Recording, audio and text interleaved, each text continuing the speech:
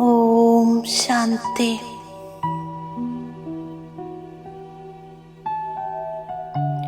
ദേഹാഭിമാനം വിട്ടുകളഞ്ഞ് ഞാൻ ആത്മാഭിമാനിയാകുന്നു.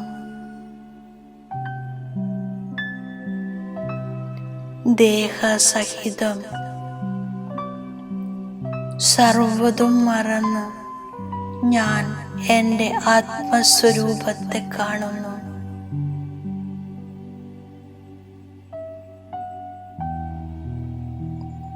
മസ്തകത്തിൽ പ്രകാശിക്കുന്ന ഒരു ജ്യോതി നക്ഷത്രം ദേഹത്തിൽ നിന്നും പൂർണ്ണമായും വ്യത്യസ്തം.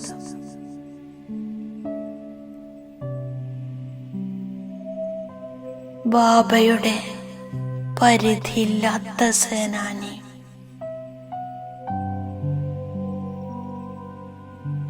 എൻ്റെ ബുദ്ധിബലത്തിലൂടെ ജ്ഞാനാമൃതസാഗരൻ ശിവബാബ എൻ്റെ കൂടെയുള്ള അനുഭവം ചെയ്യുന്നു.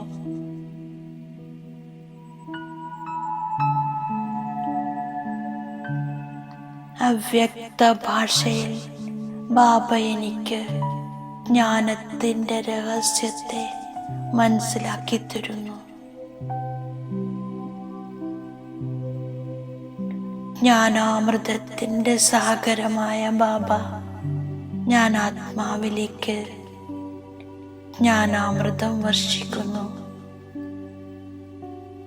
ഈ ജ്ഞാനാമൃതത്തെ ഞാൻ എൻ്റെ ബുദ്ധിയിൽ സമാവേശമാക്കുകയാണ്.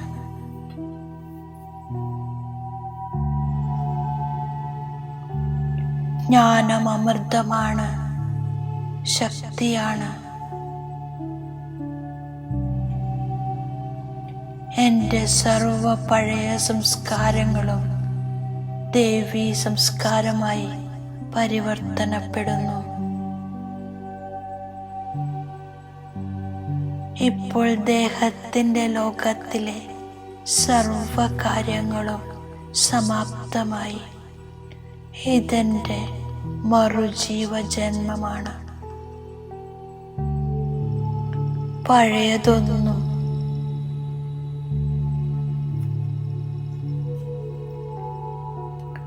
ബാക്കിയില്ല. ഇപ്പോൾ പഴയ സംസ്കാരം എന്നിൽ ലവലേശവുമില്ല. ആത്മീയ സർജൻ ജ്ഞാനയോഗത്തിൻ്റെ ഒന്നാം തരം അത്ഭുതകരമായ ഔഷധി കഴിപ്പിക്കുന്നു.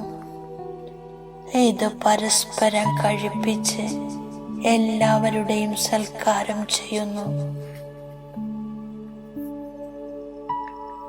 ജ്ഞാനത്തിൻ്റെ മൂന്നാം നേത്രത്തിലൂടെ അകാല സിംഹാസനധാരിയായ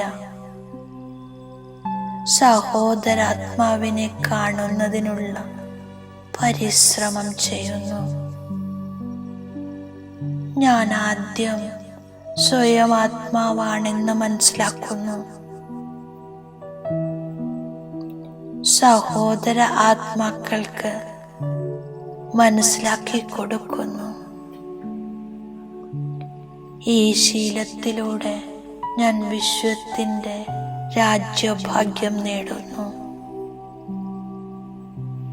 ശരീരബോധം ഇല്ലാതാകുന്നു. മായയുടെ കൊടുങ്കാറ്റ് അടുത്തേക്ക് വരുന്നില്ല. മറ്റുള്ളവർക്ക് ജ്ഞാനത്തിൻ്റെ അമ്പേൽക്കുകയും ചെയ്യുന്നു.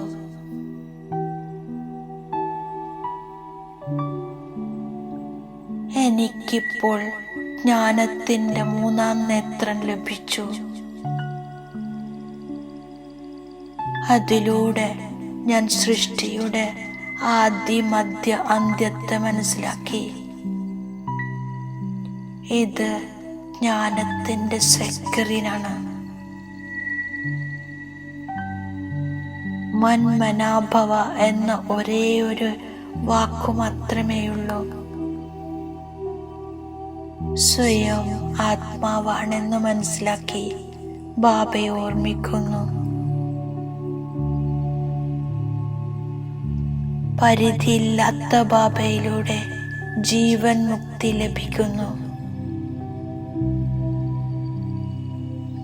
ബാബ കുട്ടികൾക്ക് ഉള്ളം കൈയിൽ മുക്തി, ജീവൻ മുക്തിയുടെ സമ്മാനം കൊണ്ടുവന്നിരിക്കുകയാണ്.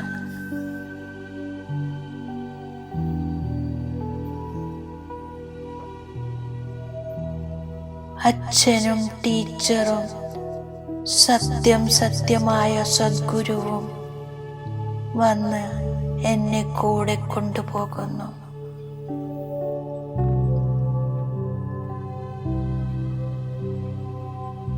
ബാബയിൽ നിന്നും വിശ്വത്തിന്റെ ചക്രവർത്തി പദവി ലഭിക്കുന്നു. അതിനാൽ ഞാൻ സദാ ഹർഷിതനായിരിക്കുന്നു. ഈ ഈശ്വരീയ വിദ്യാർത്ഥി ജീവിതമാണ് ഏറ്റവും നല്ലത്. ബാബ സഹജമായ വഴി പറഞ്ഞു തരികയാണ്. ഗൃഹസ്ഥ വ്യവഹാരത്തിൽ കഴിഞ്ഞ് കമലപുഷ്പ സമാനം ജീവിക്കുന്നു.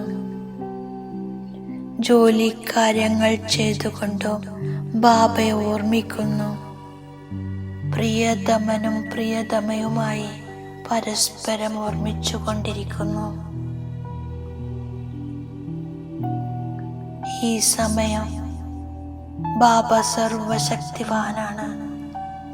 ദിനം പ്രതിദിനം മായയും സർവശക്തിവാനും തമോ പ്രധാനവുമായി കൊണ്ടിരിക്കുന്നു. അതുകൊണ്ട് ഞാൻ ബാബയുടെ ആജ്ഞ അനുസരിച്ച് ദേഹി അഭിമാനിയാകുന്നു. സ്വയം ആത്മാവാണെന്ന് മനസ്സിലാക്കി അച്ഛനെ ഓർമ്മിക്കുന്നു. കൂടെ ദേവീ ഗുണങ്ങളും ധാരണ ചെയ്യുന്നു. ഞാൻ ഉയർന്നതിലും ഉയർന്ന ബാബയെ സ്നേഹത്തോടെ ഓർമ്മിക്കുന്നു. ബാബ പുതിയ ലോകം സ്ഥാപിക്കുന്നു. ഞാൻ ഒരു ബാബയെ ഓർമ്മിച്ച് അനേക ജന്മങ്ങളുടെ പാപമില്ലാതാക്കുന്നു. ഇപ്പോൾ ബാബ വന്നിരിക്കുന്നു. തീർച്ചയായും എനിക്ക് പവിത്രമാകണം. ബാബ ദുഃഖഹർത്താവും സുഖകർത്താവുമാണ്. ഞാൻ ശാന്തിധാമത്തെയും സുഖധാമത്തെയും ഓർത്തുകൊണ്ടിരിക്കുന്നു. ഈ സംഗമയുഗത്തിൽ തോണിക്കാരൻ ഈ തീരത്തു നിന്നും ആ തീരത്തേക്ക് കൊണ്ടുപോകുന്നു. ഒരു കപ്പൽ പോലെയുള്ള മുഴുവൻ ലോകത്തെയും മറുകര കടത്തുന്നു. ബാബ നിർദ്ദേശം നൽകുകയാണ്. കുട്ടികളെ സേവനയുക്തരാകൂ. ബാബ വന്നിരിക്കുന്നത് തന്നെ സേവനത്തിനാണ്. ഇത് ആത്മീയ സേവനമാണ്. ഞാൻ ഈശ്വരീയ പിതാവിൻ്റെ സേവനത്തിൽ മുഴുകുന്നു. നന്നായി പുരുഷാർത്ഥം ചെയ്യുന്നവരെ മഹാവീരൻ എന്നു പറയും. ആത്മാവിൻ്റെ സ്ഥാനം അകാല സിംഹാസനമാണ്. ആത്മാവ് അകാലമൂർത്തിയാണ്. ഒരിക്കലും ചെറുതോ വലുതോ ആകുന്നില്ല.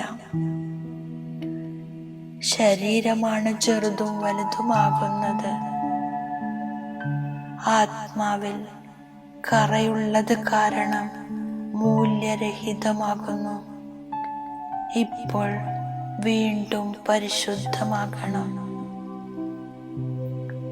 ബാബ കുട്ടികളോടൊപ്പം സേവനം ചെയ്തുകൊണ്ടിരിക്കുന്നു. സേവനത്തിനുള്ള ധൈര്യം ബാബ തന്നുകൊണ്ടിരിക്കുന്നു. ഞാൻ അശരീരിയായി വന്നു. പിന്നീട് ശരീരം ധാരണ ചെയ്ത് 84 ജന്മങ്ങളുടെ പാർട്ട് അഭിനയിച്ചു. ഇപ്പോൾ വീണ്ടും മടങ്ങിപ്പോകുകയാണ്. അതിനാൽ സ്വയം ആത്മാവാണെന്ന് മനസ്സിലാക്കി സഹോദര ദൃഷ്ടിയിലൂടെ മറ്റുള്ള ആത്മാക്കളെ കാണുന്നു.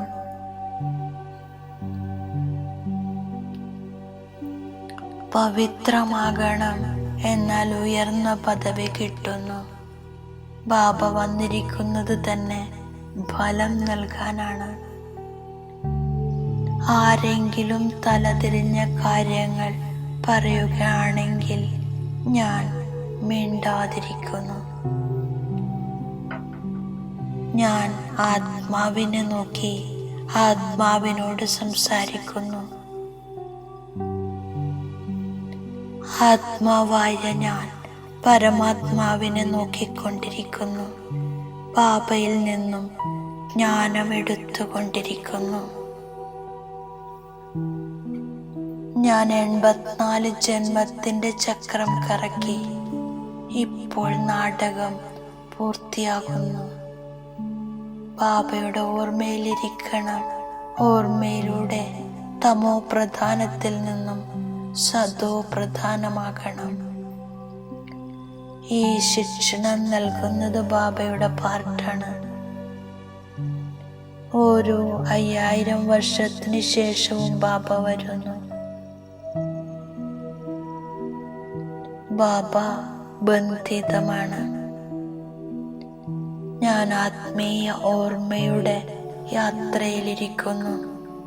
എൻ്റെ അന്തിമത്തിലെ ഗതി നല്ലതായിരിക്കും. ഒരു ബാബയെ മാത്രം ഓർമ്മിക്കുകയാണെങ്കിൽ സദ്ഗതി ഉണ്ടാകുന്നു. ദേഹി അഭിമാനിയാകാനുള്ള ഈ പഠിപ്പ് ഒരേ ഒരു തവണ മാത്രം ലഭിക്കുന്നു. ഇപ്പോൾ തിരികെ പോകണം. ബാബയെ ഫോളോ ചെയ്ത് ആത്മീയ സേവ ചെയ്യുന്നു. ഞാൻ ബാബയുടെ നിർദ്ദേശമനുസരിച്ച് നടന്ന് സന്തോഷത്തിന്റെ രസായനം കഴിക്കുകയും കഴിപ്പിക്കുകയും ചെയ്യുന്നു. ശബ്ദം കൊണ്ട് ഒരിക്കലും തമ്മിലടിക്കുകയില്ല. ഞാൻ സഹിക്കുന്നു. ഞാൻ ബാബയുടെ വരദാനത്തിന്റെ സ്വരൂപമാകുന്നു. ദൃഢതയുടെ ശക്തിയിലൂടെ മനസ്സിനെയും ബുദ്ധിയെയും ഇരിപ്പടത്തിൽ ഉറപ്പിക്കുന്ന സഹജയോഗിയായി ഭവിക്കൂ. ബാബയോട് സ്നേഹമുള്ളത് കാരണം ശക്തിശാലി ഓർമ്മയിലിരിക്കാനും നടക്കാനുമുള്ള സേവനത്തിൽ ഞാൻ ശ്രദ്ധ വയ്ക്കുന്നു. മനസ്സിൽ പൂർണ്ണമായും നിയന്ത്രണമില്ലെങ്കിൽ ഇടക്ക് സെറ്റാകുന്നു, പിന്നെ അപ്സെറ്റായി പോകുന്നു. മനസ്സിനെയും ബുദ്ധിയെയും ഏകാഗ്രമാക്കണം, എങ്കിൽ സഹജയോഗിയായിത്തീരുന്നു. ശക്തികളെ സമയത്തിന് ഉപയോഗിക്കുകയാണെങ്കിൽ വളരെ നല്ല അനുഭവം ഉണ്ടാകുന്നു. കർമാതീത ഡബിൾ ലൈറ്റ് ഫരിസ്ത സ്ഥിതിയിൽ വരദാനി മൂർത്തിയുടെ പാർട്ട് അഭിനയിക്കൂ. അപ്പോൾ സമ്പൂർണത സമീപം വരും. കർമാതീത സ്ഥിതിയുടെ ആധാരത്തിൽ ആരെ പ്രതി എന്ത് സങ്കല്പം ചെയ്യുന്നുവോ അത് അവരുടെ അടുത്തെത്തിച്ചേരും. ഓം ശാന്തി.